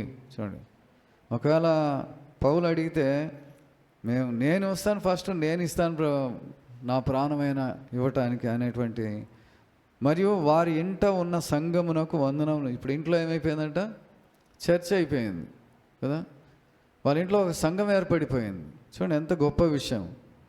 వారి ఇంట ఉన్న సంఘమునకు వందనములు చెప్పుడి. ఇంకా ఆ అపొస్తలులైన పౌలు దగ్గర నుంచి వాళ్ళు ఇంకా వెళ్ళిపోయి పరిచర్య, పౌలు అంటే సువార్త వెళ్తూ ఉన్నాడు, అటు ఇటు వెళ్తూ ఉంటాడు. కాబట్టి వాళ్ళ ఇంట్లో ఉన్నటువంటి సంఘము, వాళ్ళ ఇంట్లో ఒక పెద్ద సంఘం ఏర్పడింది. సో ఎంత ఆశ ఉంటుంది కదా. మన జీవితము ఎంత కాలం మనం బ్రతుకుతామో తెలియదు. దేవుని పని కోసం మనము ఎంత ప్రయాసపడుతున్నాం. మనం ఉద్యోగానికి పరిగెత్తిపోతాం ముందుగానే, ఇంకా ట్రైన్ ఉందంటే 10 గంటల కంటే 9:30కే వెళ్ళిపోతాం, ఇంకా 9 గంటలకే వెళ్ళాలంటాం కదా, అన్నీ చేస్తూ ఉంటాం. పరీక్షలు అంటే తొందరగా వెళ్ళిపోతాం. దేవుని యొక్క సన్నిధి అంటే మనం ఎన్నోసార్లు నిర్లక్ష్యంగా ఉంటాం. కాబట్టి ఈ యొక్క పౌలు దగ్గర వారు సహవాసంలో నేర్చుకున్నది ఏంటంటే, వారు దేవుని కోసం మేము ప్రయాసపడాలి. ఎంతకాలం బ్రతుకుతామో తెలియదు. జీవించిన జీవిత కాలంలో చాలా శ్రేష్టమైనటువంటి ఆ యొక్క పని చేయాలి, మేము యాక్టివ్గా ఉండాలి, మేము చేసేటువంటి పని దేవునికి మెచ్చుకునేటువంటి జీవితాన్ని, ఆ పని మేము చేయాలి అనేటువంటి ఆలోచన కలిగిన వారుగా ఉన్నారు. కాబట్టి ఇది మనము గమనించాల్సినటువంటి విషయం. అకులా ప్రిస్కిల్లా వాళ్ళు ఇద్దరు ఒకే మాట, ఒకే పని కదా, ఒకే సహవాసం, ఫెలోషిప్, ఒకే సహవాసంలో ఉన్నారు. తర్వాత దేవుని యొక్క రాజ్యం కొరకు ప్రయాసపడుతూ ఉన్నారు, దేవుని పని కోసం ప్రయాసపడుతూ ఉన్నారు. కాబట్టి వాళ్ళ ఇంట్లో అలాగా ఆ ప్రయాస తగినట్టుగా ఒక పెద్ద సంఘాన్ని దేవుడు వారికి అనుగ్రహించాడు. ఇంకోటి సాక్రిఫిషియల్ మైండ్, త్యాగపూరితమైనటువంటి మనస్సు. ఒకవేళ పౌలు ప్రాణాలను ఇస్తారా అంటే, నేను ఇస్తాను కదా. మనం దేవుని పని అంటే చాలా వెనకబడి ఉంటాం. ఎంత పని చేసాం దేవుని కోసం అంటే చాలా వెనకబడి ఉంటాం. బైబిల్ చదివారా అంటే చాలా వెనకబడి ఉంటాం. ప్రార్థన చేశారా అంటే వెనకబడి ఉంటాం. దేవుని కోసం మనం ఏమైనా పనులు చేసామంటే వెనకబడి ఉంటాం. ఎవరికైనా తెలియని వాళ్ళకో లేకపోతే ఇంకొకరికో ఫ్రెండ్స్కో లేకపోతే ఇంకొకరికో ఎంత పని చేసామంటే చాలా చేసాము, అలసిపోయేంత పని చేసి ఉంటాం కదా. వేరే వాళ్ళకి ఎన్నో చేసి ఉంటాం. కానీ దేవుని కోసం మనము చాలా చాలా కొద్దిగా చేసి ఉంటాం కదా. ఒక రకంగా పాయింట్ కదా, 1% కూడా అలా చాలా లీస్ట్ అనేటువంటిది ఉంటుంది. అందుకని మన జీవితాల్లో ఆశీర్వాదం అనేటువంటిది మనము పోగొట్టుకుంటూ ఉన్నాం. ఈ యొక్క మన కోసము మనము సాతాను సంబంధమైనటువంటి ఆ కార్యాల నుంచి విజయం పొందడానికి మన యొక్క ఫెలోషిప్ చాలా ఇంపార్టెంట్. ఈ అకులా ప్రిస్కిల్లా బయట నుంచి వేరే ఊరు నుంచి వచ్చినటువంటి వారు వేరే వారితో సహవాసం చేయలేదు. ఈనాడు ఎంతోమంది ఏం చేస్తున్నారు, ఏంటి ఇలా అయిపోయామంటే, అయ్యో ఆ ఫ్రెండ్ని నమ్ముకొని నా జీవితం అంతా నాశనం చేసుకున్నాను, ఆ ఫ్రెండ్ని నమ్ముకొని నా జీవితం అంతా పాడైపోయింది కదా. మనం ఎన్నో చెప్తూ ఉంటాం. అకులా ప్రిస్కిల్లా మాత్రం ఒక మంచి వ్యక్తితో సహవాసం ఫెలోషిప్లో ఉన్నారు కాబట్టి వారి జీవితము ఉన్నతంగా ఆశీర్వించబడింది. తర్వాత వారు ఇద్దరు ఒకే పని చేస్తూ ఉన్నారు. ఇద్దరు ఒకే పని, డేరాలు కుట్టుకుంటూ ఉన్నారు. కుడతా ఏమనుకుంటున్నారంటే, దేవా మా జీవితాలు మా బ్రతుకులు కూడా ఇంతే కదా, ఈ లోకంలో మేము మరలా ఈ లోకంలో మరణించి మేము మీ దగ్గర రావాల్సినటువంటి జీవితమే కదా అని డేరాలు మనిషి యొక్క టెంపరీ లైఫ్ను చూపిస్తుంది. కాబట్టి మనం ఎప్పుడైనా అనుకుంటామా, ఎప్పుడైనా నా జీవితము అల్పమైనటువంటిది. నేను రాత్రి కూడా అంతే మెసేజ్ చెప్తూ ఉంటే మామిడిపాలెంలో ఒక మెమోరియల్ ప్రేయర్లో కూడా దావీదు భక్తుడు 39వ కీర్తనలో చెప్తా ఉన్నాను, వట్టి ఊపిరి వంటిది, గాలి బుడగ నీడ వంటిది కదా. అసలు దావీదు రాజై ఉండి తన యొక్క జీవితం గురించినటువంటి విషయాలు ఎంత అల్పమైనటువంటివో, ఎంత స్వల్పమైనటువంటిదో, గడ్డి పువ్వు లాంటిది కదా, ఆవిరి వంటిది, ఇవన్నీ కూడా చూస్తుంటే మనం అసలు ఎప్పుడైనా అనుకుంటాం, నేనంటే ఏమనుకున్నావు తెలుసా, నేను ఎంత మంచి ఫుడ్ తింటాను తెలుసా, ఎంత మంచిగా ఆరోగ్యంగా ఉంటాను తెలుసా, ఎంతగా సంపాదించి డబ్బులు దాచిపెట్టుకున్నాను తెలుసా. అందుకే తిను తాగు సుఖించము.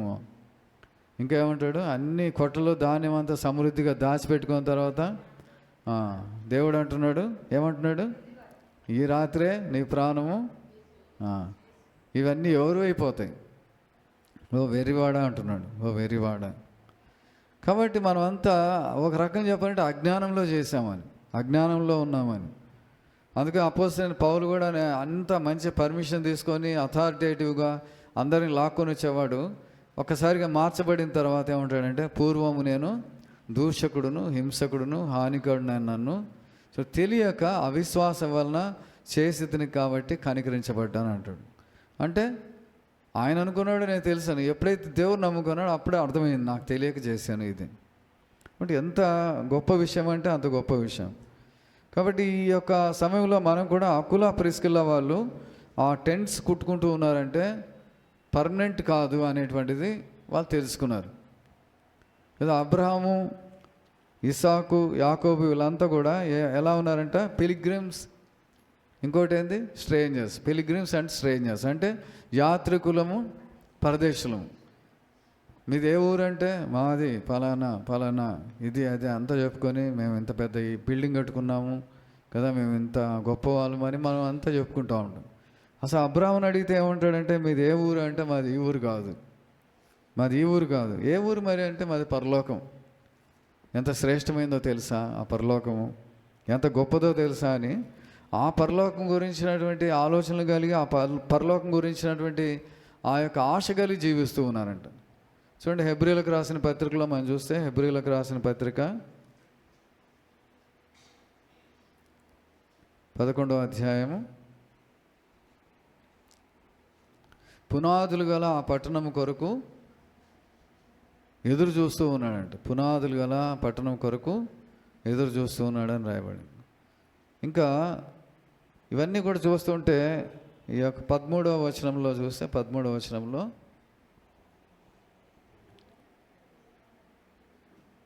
వీరందరూ ఆ వాగ్దానం ఫలము అనుభవింపకపోయినను దూరం నుండి చూసి వందనం చేసి, దూరం నుండి చూసి అంటే పరలోకం వైపు చూస్తూ వందనము చేసి తాము భూమి మీద పరదేశులమును యాత్రికులమై ఉన్నామని ఒప్పుకొని విశ్వాసం గలవారై మృతి పొందిని. ఇలాగ చెప్పువారు తమ స్వదేశమును వెదుకుచున్నామని విషదపరుచున్నారు కారా. అంటే స్వదేశం అంటే మా దేశం. అది ఎక్కడి నుంచి వచ్చారంటే ఇక్కడ పుట్టామండి, మేము ఇక్కడే పెరిగాము, మా సొంత ఊరు ఇదే, మా గ్రామం ఇదే అని మనం అంత గట్టిగా చెప్పుకుంటాం. మాది పరలోకము, అక్కడి నుంచి మనం వచ్చాము, అక్కడికి వెళ్తాము, అక్కడి కోసం ఎదురు చూస్తున్నామని ఎవరు చెప్పలేదు. వారు ఏ దేశం నుండి వచ్చిరో ఆ దేశమును జ్ఞాపకం అందు ఉంచుకున్న ఎడల మరలా వెళ్ళుటకు వారికి వీలు కలిగి ఉండును. విజయవాడ వెళ్ళాము పెళ్ళికి, మళ్ళీ ఏం చేస్తాము, అమ్మో తొందర వెళ్ళిపోవాలి పెళ్ళి అయిపోతే కదా, వెళ్ళిపోవాలి కాసేపు ఉండండి అంటే కూడా ఉండరు. భీమవరం వెళ్ళాం పెళ్ళికి, ఏం చేసాము, ఉండండి అంటే ఏం చేస్తాం, అమ్మో ఒంగోలు వెళ్ళిపోవాలి, మా ఊరు ఒంగోలు కదా అంటామా లేదా, ఒంగోలు వెళ్ళిపోవాలా, కాబట్టి వచ్చేస్తాం, మా ఊరు వెళ్ళాలా అనేటువంటి ఆలోచన. అందుకని వీళ్ళు ఆ ఊరి కోసం, ఆ దేశం కోసం ఎదురు చూస్తూ ఉన్నారంట. మాకు తెలుసు మా దేవురు, మాది ఒంగోలు అని తెలుసు, మాది ఇప్పుడు దేవుని బిడ్డలు అంటే పరలోకం అని తెలిసి పరలోకం కోసం ఎదురు చూస్తాం. అకులా ప్రిస్కిల్లా అలాగే ఎదురు చూచినటువంటి వారుగా ఉన్నారు.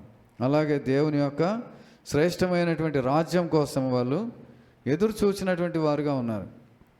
అందుకని అకులా అనేటువంటి మాటకు ఒక మాట చూసుకొని మనం ముగించుకుందాం. అకులా అంటే ఈగల్ అని అర్థం. ఈగల్ అంటే ఈగల్ కాదు, ఈగల్ అంటే గ్రద్ద, ఈఏజిఎల్ ఈగల్ అంటాం కదా.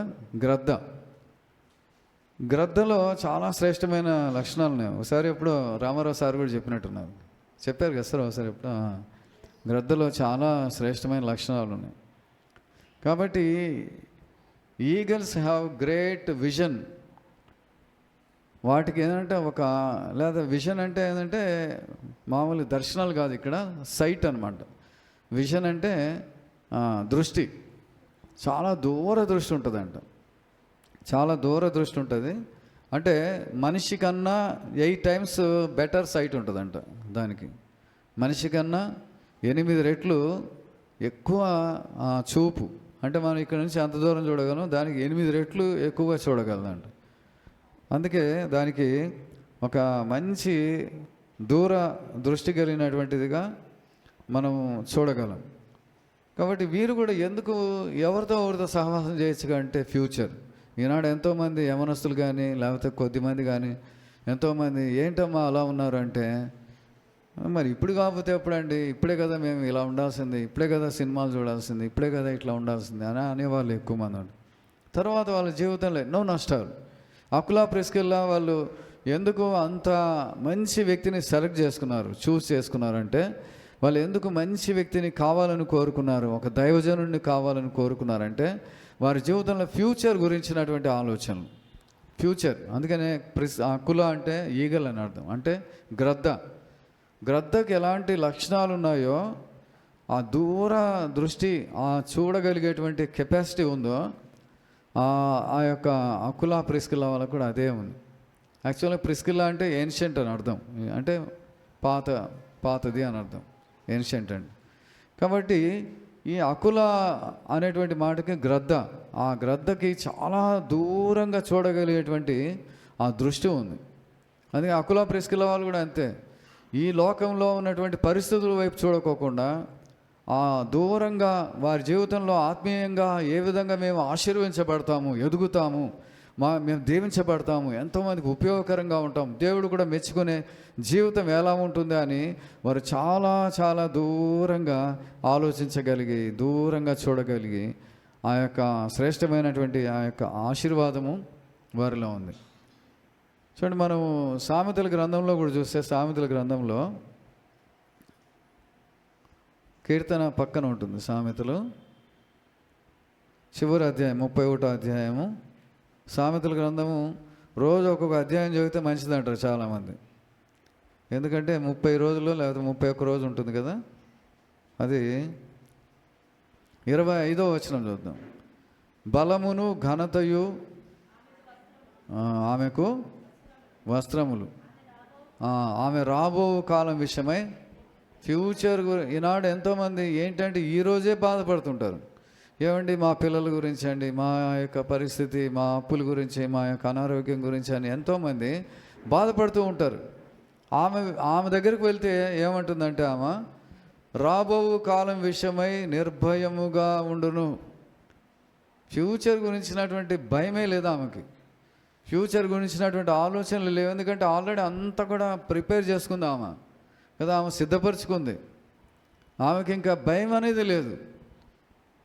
అంత స్పిరిచువల్గా ఆమె ఎదిగినటువంటి స్థితిలో ఉంది, ఆశీర్వించబడిన స్థితిలో ఉంది. అకుల ప్రిస్కిల్లా కూడా అంతే, అంత మంచిగా ఆశీర్వించబడినటువంటి వారుగా ఉన్నారంటే అంత మంచిగా వాళ్ళు ఆశీర్వించబడ్డారు. కారణం ఏంటి అంటే వాళ్ళు కూడా గుణవతి అయినటువంటి బిడ్డలు, చాలా శ్రేష్టమైనటువంటి వారు.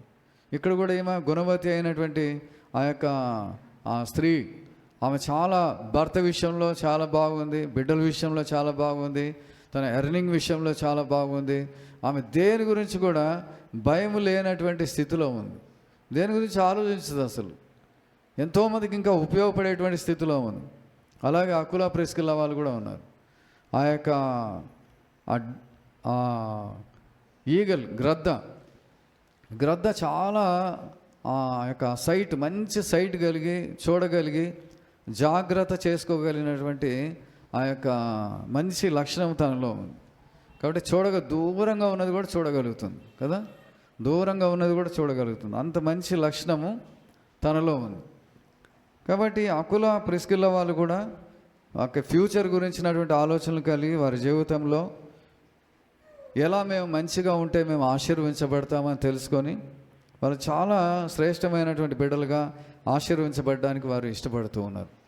కాబట్టి కారణం ఏంటంటే ఫెలోషిప్ విత్ గాడ్, లేకపోతే మంచి సహవాసం. మనం కూడా ఎప్పుడైనా కానీ కాలేజీకి వెళ్ళినా, లేకపోతే ఎక్కడన్నా మన నైబర్స్ ఒక ఇంటి పక్కనైనా మనము ఒక మంచి ఫెలోషిప్ని మనం కోరుకోవాలి కదా, మంచి ఫెలోషిప్ కోరుకోవాలి. ఆ ఫెలోషిప్ కోసం మనము ట్రై చేయాలి. తొందరపడి ఫ్రెండ్షిప్ చేయకూడదు. చూడాలి ఎలా మాట్లాడుతున్నారు, మంచిగా మాట్లాడుతున్నారా, మనకు ఉపయోగంగా ఉన్నారా, మనకు నష్టం కలిగించే వాళ్ళుగా ఉన్నారా, ఇవన్నీ కూడా మనం తెలుసుకొని వాళ్ళతో మనం ఫ్రెండ్షిప్ చేయాలి. లేకపోతే జీవితంలో ఏమంటారు, చేతులు కాలిన తర్వాత ఆకులు పట్టుకుంటే ప్రయోజనం ఏముంది అని కదా. అందుకని మనం ఏం చేయాలంటే ఫస్టే మనం చాలా జాగ్రత్తగా గమనించాలి. అకుల ప్రిస్కిల్లా వాళ్ళు కూడా ఆ ప్రాంతానికి వచ్చినప్పుడు చాలా దూరంగా అందరినీ గమనిస్తూ ఉన్నారు. వాళ్ళ మాటలు, వాళ్ళ ప్రవర్తన అన్నీ గమనించి వాళ్ళు ఏం చేస్తున్నారు, ఒక మంచి వ్యక్తిని చటక్కని పట్టుకున్నారు కదా, ఆయనే అపోస్తలుడైన పౌలు.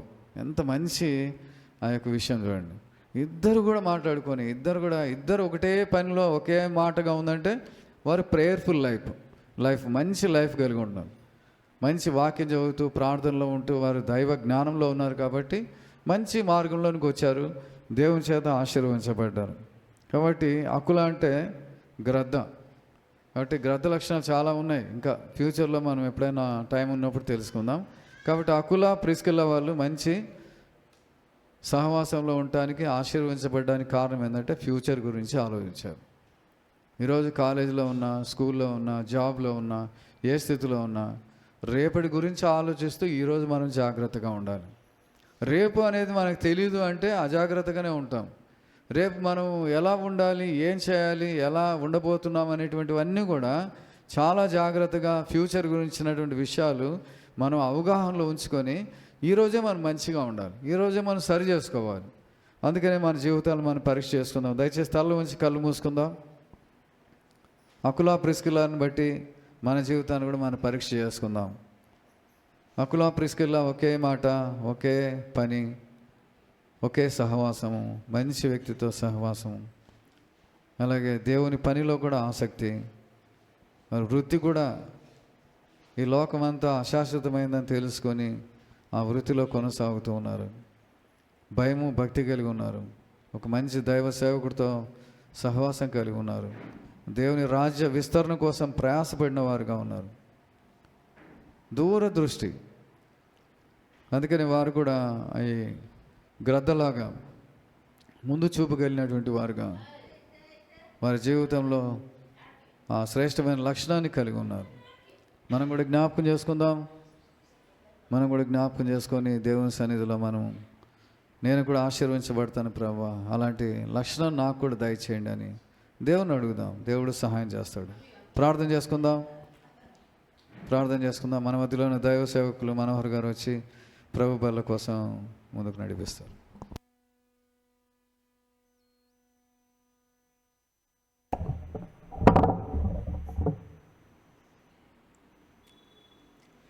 నేను మీకు అప్పగించిన దానిని ప్రభువు వలన పొంది తిని. ప్రభువైన యేసు తాను అప్పగింపబడిన రాత్రి ఒక రొట్టెను ఎత్తుకొని కృతజ్ఞతాస్తుతులు చెల్లించి దానిని విరచి, ఇది మీ కొరకైన నా శరీరము, నన్ను జ్ఞాపకము చేసుకున్నటకై దీనిని చేయుడని చెప్పెను. ఆ ప్రకారమే భోజనమైన పిమ్మట ఆయన పాత్రను ఎత్తుకొని, ఈ పాత్ర నా రక్తము వలననైన క్రొత్త నిబంధన, మీరు దీనిలోనిది త్రాగునప్పుడల్లా నన్ను జ్ఞాపకము చేసుకున్నటకై దీనిని చేయుడని చెప్పెను. మీరు ఈ రొట్టెను తిని ఈ పాత్రలోనిది త్రాగునప్పుడల్లా ప్రభువు వచ్చే వరకు ఆయన మరణమును ప్రచురించుదురు. కాబట్టి ఎవడు అయోగ్యముగా ప్రభువు యొక్క రొట్టెను తిను లేక ఆయన పాత్రలోనిది త్రాగును, వాడు ప్రభువు యొక్క శరీరమును గూర్చియు రక్తమును గూర్చియు అపరాధి అగును. కాబట్టి ప్రతి మనుష్యుడు తనను తాను పరీక్షించుకొనవలెను. అలాగున చేసి ఆ రొట్టెను తిని ఆ పాత్రలోనిది త్రాగవలెను. ప్రభువు శరీరముని వివేచింపక తిని త్రాగువాడు తనకు శిక్షావిధి కలుగుటకే తిని త్రాగుచున్నాడు. ఇందువలననే మీలో అనేకులు బలహీనులను రోగులనై ఉన్నారు, చాలామంది నిద్రించుచున్నాడు. ప్రభువు అప్పగింపబడబోవు ఆ రాత్రి ఆయన సమస్తమును ముందే ఎరిగి ఉన్నాడు.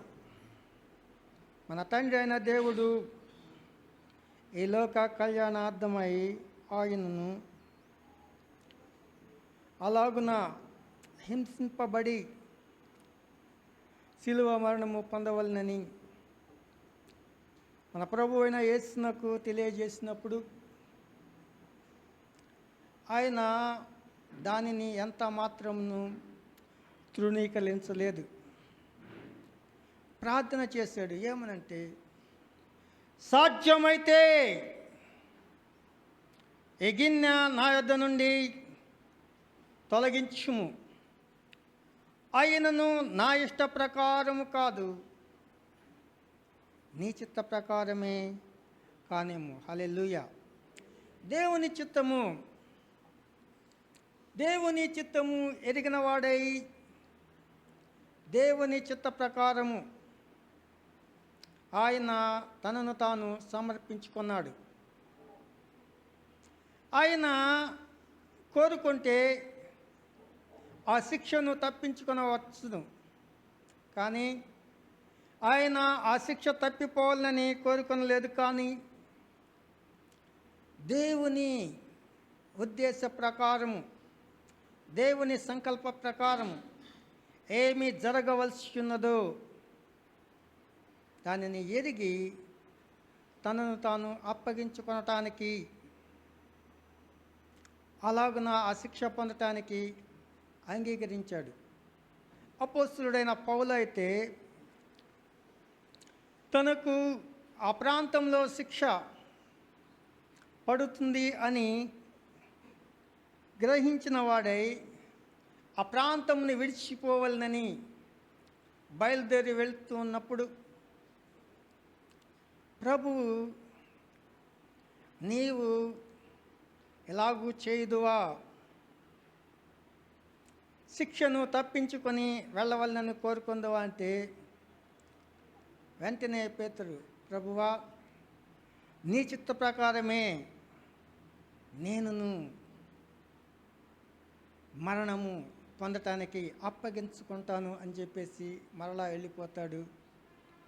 తల్లకిందులుగా సిలువ వేయబడతాడు. హల్లెలూయా, హల్లెలూయా. మనము ఎలాగన ఉంటూ ఉన్నాం. ఆఫ్రికా దేశంలో ఒక ప్రాంతంలో సువార్త ప్రకటిస్తూ ఉన్న ఒక కుటుంబము, ఆ కుటుంబాన్ని ఎక్కడి నుంచి వచ్చారో ఒక మోక వచ్చింది. క్రీస్తు సువార్తకు వ్యతిరేకంగా పనిచేసే మోక.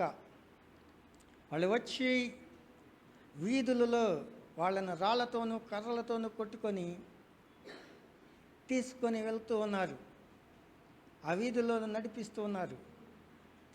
తీసుకొని అలాగన వెళ్ళి ఒక గాడి పొయ్యిలాగా ఉంటే పెద్దది, దానిలో పడవేసి దాని మీద ఆకులతో కప్పి, బాగా ఎండిన ఆకులతో కప్పి తగలబెట్టారు. ఇంకా వారైతే ఆ వేడికి తట్టుకొనలేక బయటకు రావడానికి ప్రయత్నం చేస్తే ఆ కర్రలతో కొట్టి అక్కడే ఆ ఘాట్లో ఉంచేసి ఆ అగ్ని చేత దహించి వేశారు.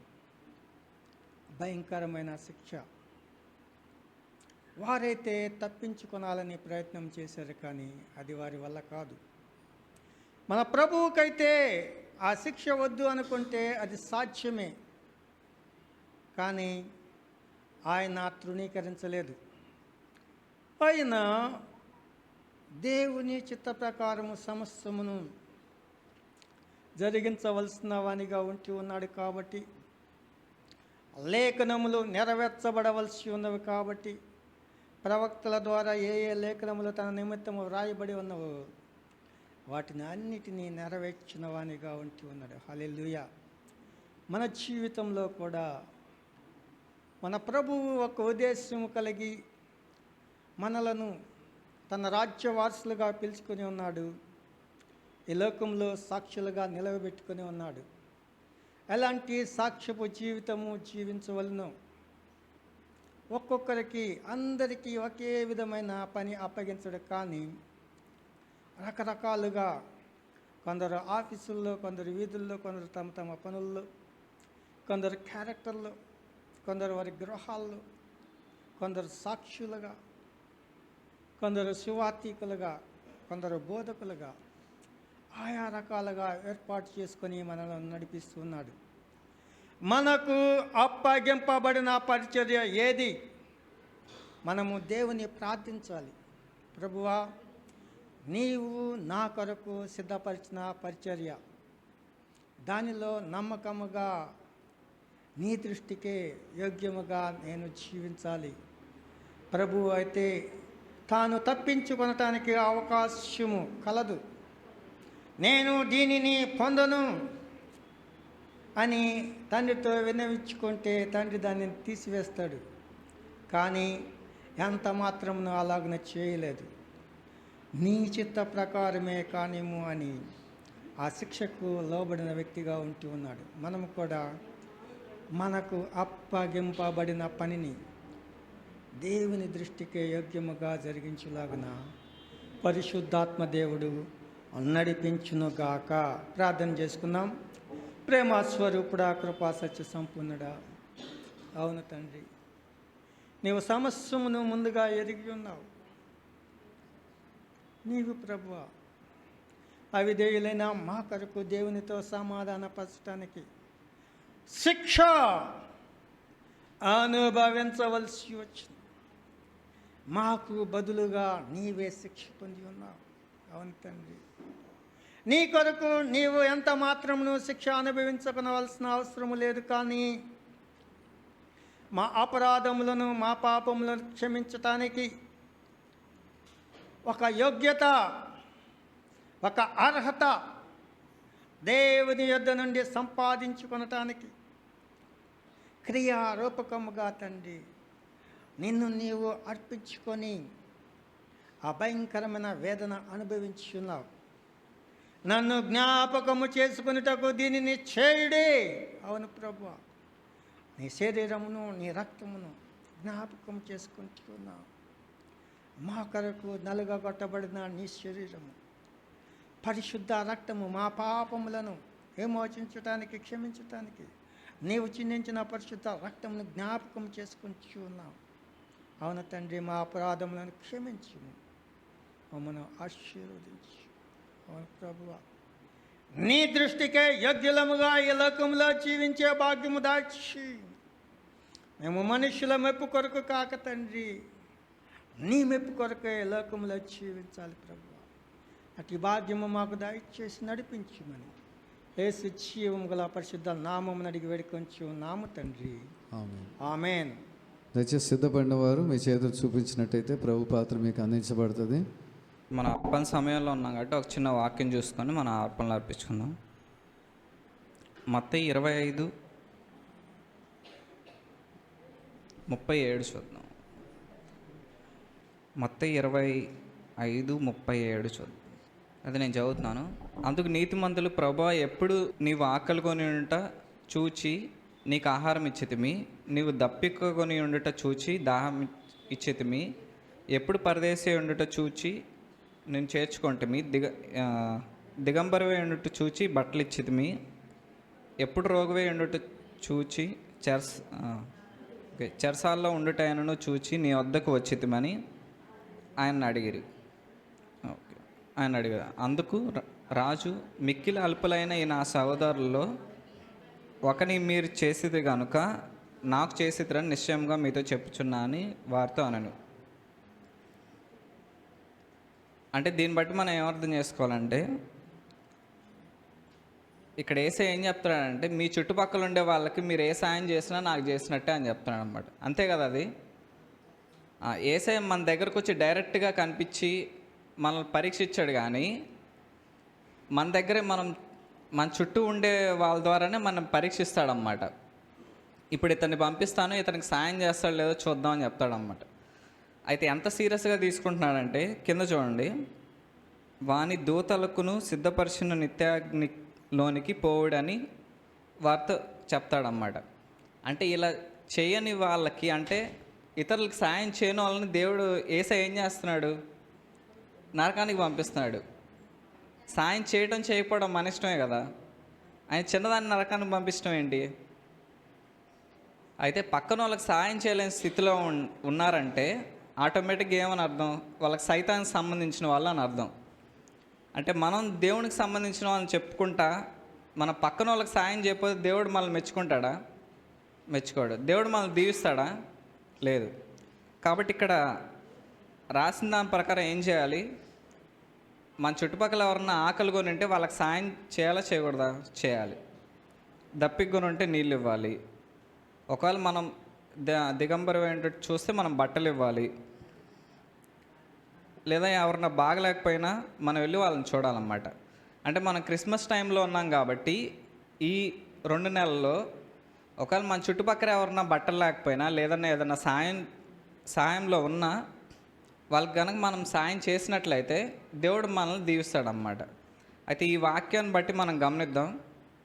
అయితే రేపే ఇవ్వాలి నేను లేదు, కానీ మనం కూడా ఇస్తాం చర్చి తరపున.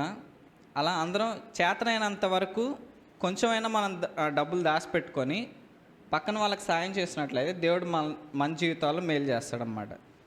అయితే చర్చిలో ఒకటే కానుక ఇవ్వటం కాదు, కానీ మన చుట్టుపక్కల ఉండే వాళ్ళకు కూడా ఇమ్మని దేవుడు చెప్తున్నాడు. కాబట్టి ఇది ఒకసారి గుర్తుపెట్టుకొని మనం దీని ప్రకారం చేద్దాం. అయితే ఇప్పుడు కానుక సమయంలో ఉన్నాం కాబట్టి మనం ఆత్మ ప్రేరేపణతో మనం కానుకలు అర్పించుకుందాం. అనురాధ వచ్చి అనౌన్స్మెంట్స్ చెప్తాం, తర్వాత చివరి ప్రార్థన చేసుకుందాం. అనౌన్స్మెంట్ ఏంటంటే, సండే ఆదివారం 11 గంటల నుంచి 1 గంట వరకు ఆరాధన జరుగుతుంది. అలాగే మెయిన్ చర్చిలో అంటే పులివెందుల కాలనీలో సాయంత్రం 6 గంటల నుంచి 8 గంటల వరకు జరుగుతుంది. అలాగనే మామిడిపాలెంలో 8:30 నుంచి 10 గంటల వరకు ఆరాధన జరుగుతుంది అన్నమాట ఆదివారము. అలాగే ఫ్రైడే శుక్రవారం 8:30 నుంచి 10 గంటల వరకు ఆరాధన స్త్రీలకు కూడా జరుగుతుంది అన్నమాట. అలాగనే ప్రతి బుధవారం Bible study, Bible meet, Google meet ద్వారా అందరూ మీట్ అవ్వడానికి సహాయపడుతుంది అన్నమాట. ఎవరైతే గూగుల్ మీట్ ద్వారా ఎవరైతే ఇంకా చేర్చలేని వాళ్ళు ఉన్నారో ప్రతి ఒక్కరూ గూగుల్ మీట్ ద్వారా, అంటే మనకు తెలియని విషయాలు అందులో చెప్తారనమాట. ప్రతి ఒక్కరూ పనులున్న ఒక అరగంట, ఒక పావు గంట అయినా అది విని అది ఆన్ చేసుకొని పక్కన పెట్టుకొని వెంట పనులు చేసుకోండి. అంటే మనకు తెలియని విషయాలు అందులో చెప్తారనమాట పాస్టర్ గారు. అలాగనే సాటర్డే అంటే శనివారం యూత్ మీటింగ్ ఉండిద్ది. అంటే యూత్ అనమాట. అందరూ ఎవరైతే యూత్ ఉన్నారో కంపల్సరీగా అందరూ జాయిన్ అవ్వాలని కోరుకుంటున్నాను. అందరికీ ఫోన్స్ ఉన్నాయి కాబట్టి అందరూ యూత్ అంతా తెలియని విషయాలు చక్కగా తెలుసుకోవాలని కోరుకుంటున్నాను. అలాగనే యూత్ మీటింగ్ కూడా గూగుల్ మీట్ ఎవరైతే ఇంకా మీట్ అవ్వలేని వాళ్ళు ఉంటారో ప్రతి ఒక్కరూ గూగుల్ మీట్ ఆన్ చేసుకోవాలని కోరుకుంటున్నాను. యూత్ మీటింగ్ ఎప్పుడంటే సాటర్డే 8:30 నుంచి 9 గంటల వరకు, అరగంట మాత్రమే ఉంటుంది. Praise lord. కాబట్టి అందరూ ప్రార్థన చేయండి. మరి బ్యాప్టిజం తీసుకునే వాళ్ళు ఎవరుంటే బ్యాప్టిజం కోసం సిద్ధపడండి. వర్క్ని తీసుకోవద్దండి, బలవంతంగా తీసుకోవద్దండి. మీ ప్రేరేపణ నుండి నేను నిజంగా రక్షణ పొందాను, నా పాపాలు దేవుడు క్షమించాడు, ఆయన రాజ్యం కోసం నేను సిద్ధపడాలి అనుకుంటే బాప్తిసం తీసుకోండి. ప్రార్థన చేసుకుందాం. దయచేసి తల ఉంచి కళ్ళు మూసుకుందాం. చివరి ప్రార్థన ఆశీర్వాదంతో కూడికను ముగించుకుందాం. ప్రేమ నమ్మకం కలిగిన మా ప్రియ పరలోకపు తండ్రి, జీవము గల మా రక్షక, స్తోత్రం నాయన. ఈ శ్రేష్టమైన పునరుద్ధాన దినంలో మీ సన్నిధిలో చేరి మేము స్తుతించి మహింపరిచే భాగ్యాన్ని మీరు మాకు అనుగ్రహించినందుకు స్తోత్రములు. దేవా, ఈ లోకంలో ఎక్కడ లేనటువంటి ఆనందము, సంతోషము, ఆశీర్వాదము మీ సన్నిధిలో ఉన్నందుకే స్తోత్రం. మీ మందిరంలో, మీ మందిర ఆవరణంలో ఒక దినం గడుపుట 1000 దినముల కంటే శ్రేష్టమని సెలవిచ్చిన తండ్రి స్తోత్రం నాయన. నిజంగా ఎంత గొప్ప భాగ్యం మాకు అనుగ్రహించినందుకై, ధన్యత మాకు అనుగ్రహించినందుకే స్తోత్రం. అంతేకాదు నాయన, మేము సజీవులంగా ఉన్నామంటే మీ దయ, మీ కృప, మీ కనికరం అందును బట్టి స్తోత్రం నాయన. ఎంతోమంది ఈ దినం చూడలేని వారు ఉన్నారు. ఆరోగ్యమున్నా, జ్ఞానమున్నా, దేవా నాయన, ధనమున్నా, దేవా ఈ దినం చూడలేక గతించి మరణించిన వారు ఉండగా మమ్మల్ని ఎంతగానో ప్రేమించి మమ్మల్ని కృపలో జ్ఞాపకం చేసుకొని దేవా ఈ దినం మాకు అనుగ్రహించినందుకే స్తోత్రం నాయన. ఈ ఆరాధన అంతట్లో తోడుగా నడిపించిన దేవా స్తోత్రం నాయన. ఆది అంతం ఆల్ఫా ఒమేగా అయిన దేవా మీరు నడిపించినందుకే స్తోత్రం నాయన. దేవా, మీ మాటల్ని బట్టి మా హృదయాలు మేము భద్రం చేసుకొని, మేము మా వాక్కులు మా హృదయంలో భద్రం చేసుకొని మీ మాటల ప్రకారంగా జీవిస్తున్నాయన ఈ లోకంలో ముందుకు సాగడానికి సహాయం చేయమని ప్రార్థన చేస్తున్నాం. అకుల ప్రిస్కిలలాగానైనా తండ్రి దేవా, శ్రేష్టమైనటువంటి ఆలోచనలు కలిగి, భవిష్యత్తు గురించినటువంటి ఆలోచనలు కలిగి మంచి సహవాసంలోనైనా కొనసాగడానికి, మీ పని కూడా చేయడానికి సహాయం చేయమని ప్రార్థన చేస్తున్నాం. ప్రభు, వచ్చిన బిడ్డలందరినీ పేరు పేరుని దీవించండి, ఆశీర్వదించండి. ఎవరెవరి ఆశతో వచ్చారో, అవసరాలతో వచ్చారో, అక్కలతో వచ్చారో మీకు తెలుసునాయన. మీరు సర్వం నెరిగిన దేవుడు, సర్వమును చేయగలిగిన దేవుడు అని స్తుతిస్తూ ఉన్నాం. ఏ యొక్క వ్యాధి అయినా బాగు చేయగలిగిన దేవుడు, ఏ సమస్య అయినా తీసివేయగలిగిన దేవుడు. ప్రభు, మీ నామంలోని మీ గొప్ప కార్యాలు జరిగించమని ప్రార్థన చేస్తున్నాం. చదువుకునే వారికి కావాల్సిన జ్ఞానమును, వివేకం దయచేయండి. పరీక్షల్లో మంచి మార్కులు దయచేయమని ప్రార్థన చేస్తున్నాం. ఉద్యోగాల్లో ఆయా పనులు చేసే వారికి తోడుగా ఉండి కాపాడమని ప్రార్థన చేస్తున్నాం. దేవాలగే నేను ఉద్యోగాలు, వివాహాల కోసం ఎదురు చూసే వారికి నేను సహాయం చేయండి. మీ గొప్ప కార్యాలు జరిగించమని ప్రార్థన చేస్తున్నాం. గర్భిణీ స్త్రీల కోసం ప్రార్థన చేస్తున్నాం. సుఖమైన ప్రసవాలను దయచేయండి. అలాగే పసిబిడ్డల తల్లుల గురించి ప్రార్థన చేస్తున్నాం. వారికి తోడుగా ఉండి క్షేమమును, ఆరోగ్యం దయచేయమని ప్రార్థన చేస్తున్నాం. వృద్ధాప్యంలోని బిడ్డలకు కావాల్సినటువంటి మంచి ఆరోగ్యాలు దయచేయండి. ప్రభా, ఈ క్రిస్మస్ దినాల్లోకి మేము వస్తుండగా తండ్రి దేవా, మీరే ప్రతి కుటుంబాన్ని దీవించండి. ఎంతోమంది దేవా నాయన ఎన్నో అవసరాలు ఉండొచ్చేమో, కానీ దేవా మీరు సర్వమును నాయన అనుగ్రహించే దేవుడు నాయన. మీ సహాయాన్ని కోరుకుంటుండగా ప్రతి కుటుంబము నాయన, మా సంఘం అంతా నాయన సంతోషంగా గడపడానికి, మిమ్మల్ని మీకు మహిమ తేవడానికి సహాయం చేయమని ప్రార్థన చేస్తున్నాం. దేవా, మిమ్మల్ని ప్రేమించి మీ కొరకే అర్పించినటువంటి అర్పణలను దీవించి ఆశీర్వదించండి. ఒక విత్తనం వేస్తే ఎలాగైతే మహావృక్షం అవుతుందో దేవా, మేము కూడా మీ కొరకై, మీ రాజ్య వ్యాప్తి కొరకై అర్పించినటువంటి అర్పణల ద్వారా శ్రేష్టమైనటువంటి ఫలము మేము పొందుకొని ఆశీర్వదించబడి గొప్ప సాక్షులుగా ఉండడానికి సహాయం చేయమని ప్రార్థన చేస్తున్నాం. సంఘానికి వచ్చే ప్రతి కుటుంబాన్ని పేరు పేరున దీవించి ఆశీర్వదించమని, ఈ వారం అంతట్లో తోడుగా ఉండి, వారి కార్యక్రమంలో తోడుగా ఉండి నడిపించి మీరే మహిమ, ఘనత, ప్రభావాలు పొందమని నజరేయుడైన యేసుక్రీస్తు వారి అతి శ్రేష్టమైన, అత్యున్నతమైన నామములో ప్రార్థించి స్తుతించి అడిగి వేడుకుంటున్నాము తండ్రి. ఆమేన్. పరలోకమందున్న మా తండ్రి, మీ నామం పరిశుద్ధపరచబడునుగాక, మీ రాజ్యం వచ్చునుగాక, మీ చిత్తం పరలోకమందు ఎలాగో అలాగే భూమి నెరవేరునుగాక. మానదిన ఆహారం నేడు మాకు దయచేయం. మరణస్తులు మేము క్షమించిన ప్రకారం మరణము క్షమించము. మన శోధనలోకి తేక కీడును తప్పించము. ఎందుకంటే రాజ్యము, బలము, మహిమ నిరంతరం మీరైనారు తండ్రి. ఆమేన్. పరమ తండ్రి అయిన దేవుని ప్రేమయు, ప్రభు యేసుక్రీస్తు వారి యొక్క కృపయు, పరిశుద్ధాత్మ దేవుని అన్యోన్య సహవాసము, సమాధానం ఇప్పుడును ఎల్లప్పుడూ సదాకాలం మనందరికీ తోడే ఉండి నడిపించును గాక. ఆమేన్, ఆమేన్, ఆమేన్. అందరికి వందనాలు. అందరి ప్రక్కన వారికి వందనాలు చెప్పి మనం బయలుదేరదాం.